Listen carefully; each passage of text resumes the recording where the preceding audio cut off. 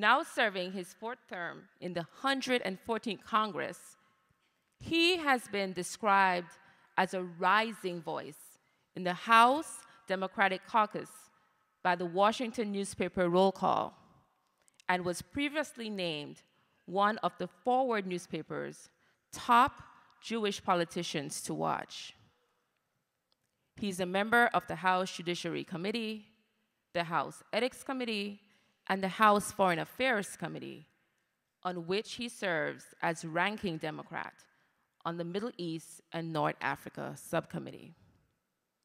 His plan to strengthen Social Security and improve benefits for all retirees was highlighted by the New York Times, and his efforts to boost cancer research, fight hunger and poverty, and institute sensible criminal justice reforms has won national praise.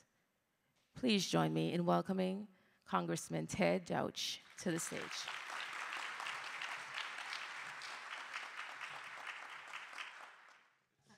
It's Deutch, and trust me, I've heard much, much worse than that. Thanks very much for having me. I'm going to tell you how my life often goes. I serve in Congress with the incredible Elsie Hastings, and as a result, we wind up being invited to speak at a lot of the same events, and the same trick is played on me time and time again, and I always fall for it. It goes something like this.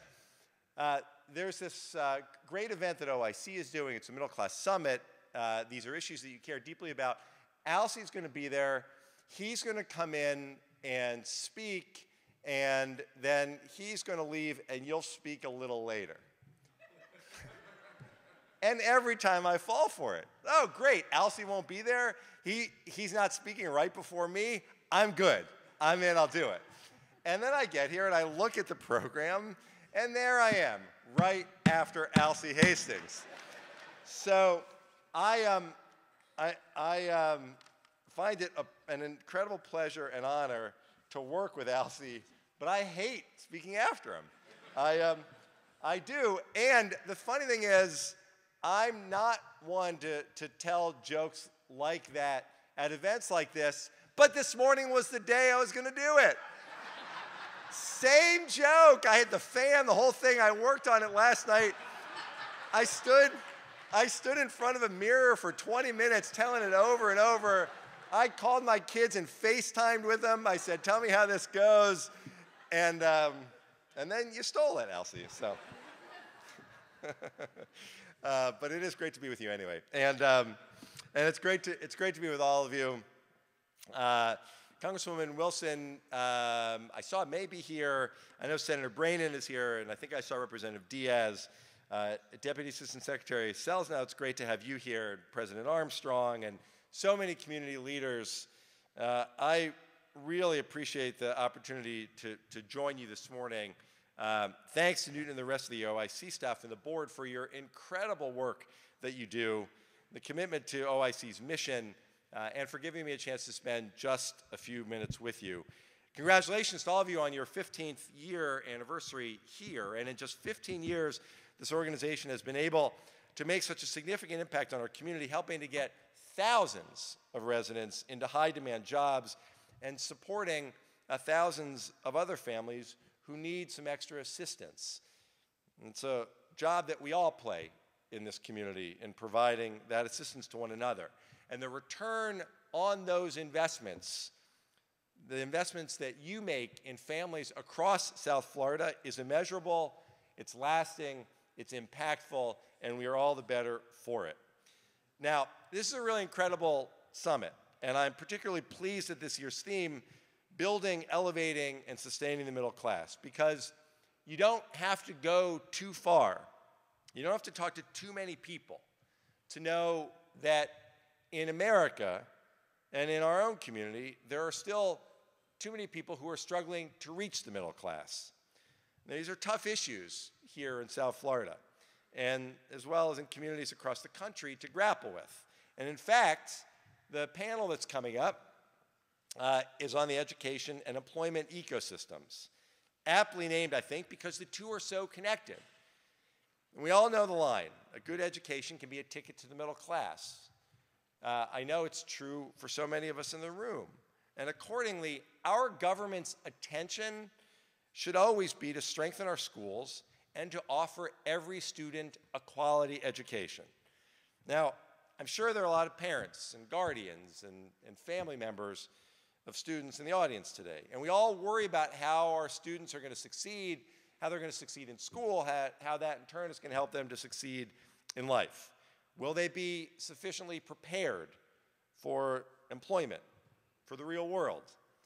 Am I sure that they're getting the best education available? Will they graduate, find a good job, and achieve the American dream? It starts in school, in the classroom, the crucial period in their development that can really dictate their futures, their future paths. It sets the foundation that they can build upon. So then, why are we still dealing, in too many places, why are we still dealing with failing schools, particularly in too many lower socioeconomic neighborhoods? Why are we in government still struggling to fully fund our public school system? Why are we still failing to provide the protection and fair access that too many students, especially students of color, are denied? Everyone wants a stronger national economy. Everybody. We want to see every American child succeed, to come up with the next moonshot idea to cure cancer or to get us to Mars. So then it should be quite logical to train and to prepare our future leaders that we have to invest in their education. And I bring this up to you today because this is one of the top priorities that Alcee and I and Debbie and Patrick and Freddie, that we all share in the United States Congress. I believe in the value of the public education system. I'm a product of it. My kids are a product of it. And everyone should have an opportunity to get the best education around. I've supported efforts to strengthen programs for students with disabilities, to make sure that more toddlers enter early childhood education programs, even if their families can't afford it, and to expand oversight of charter schools and ensure that they are actually working in the interests of our children, to encourage women and minorities to pursue careers in the STEM fields, and lots of other initiatives. These are the things that we have to focus on to strengthen the foundation of our communities. We have to get more innovative. We have to find more ways to engage students and support them in fields that meet their talents and skills. This, of course, may mean that students decide post-high school education is not for them. Some may find opportunities and pursuits to pull them in different directions, and we have to make sure that they're prepared for those. There should be opportunities to receive training for careers in manufacturing and to earn industry certifications. These kinds of special tracks that should be available, that are being modeled here in Broward County, prepare students to immediately enter the workforce in these areas as qualified workers and with no student debt. This model could easily be replicated around the country in different sectors and different industries. And for those who decide that higher education is the path for them, we have to do everything we can to help them succeed. Unfortunately, as tuition costs increase, we're finding more and more students leaving school with mountains of debt. Struggling under large loans and high interest rates, students face too often another obstacle to the middle class. They did everything right. They did well in high school. They went to college. Then they graduate with this enormous debt that impacts the decisions that they make sometimes, sometimes for the rest of their lives. Forced to pay off their loans, more young Americans are prevented from putting their money into saving and retirement accounts, prevented from making career decisions that they would like to make, from buying homes, sometimes even from starting families. This is a place where we all have to be involved. There's legislation out there that I've introduced that I've worked with Alcee on to help borrowers pay off their loans faster and save money over time, to help people on Social Security from having their benefits cut because they still have loans from when they were students, something that we're now seeing too often, and to make the entire student loan process more transparent and open and fair. So from early childhood education to a college graduate, we need a strong, supportive education system to break open the middle class and offer youth the opportunities to improve their futures. Now, this all comes full circle. The value of an education is that it teaches skills and trains students for the workforce. And that's what this summit is about. So if you want to help future generations reach their potential, harness their strengths, prepare them to be their very best, then we need an education system that is strong enough and supportive enough to get them there. That's the principle of OIC. It's in your motto, helping people help themselves. Teach someone to fish, and you feed him for a lifetime. That's what this is about. So I sincerely applaud the great work that you have done. And I'm committed to working in Congress with ALSI and our colleagues to strengthen our public schools, to guarantee equality in opportunity and access, to guarantee quality education for every student, regardless of what neighborhood they live in, and to support and encourage students as they move through school and become the future leaders of our country. Now, I was going to close with that great joke that ALSI stole, but I can't. So I'll just tell you this.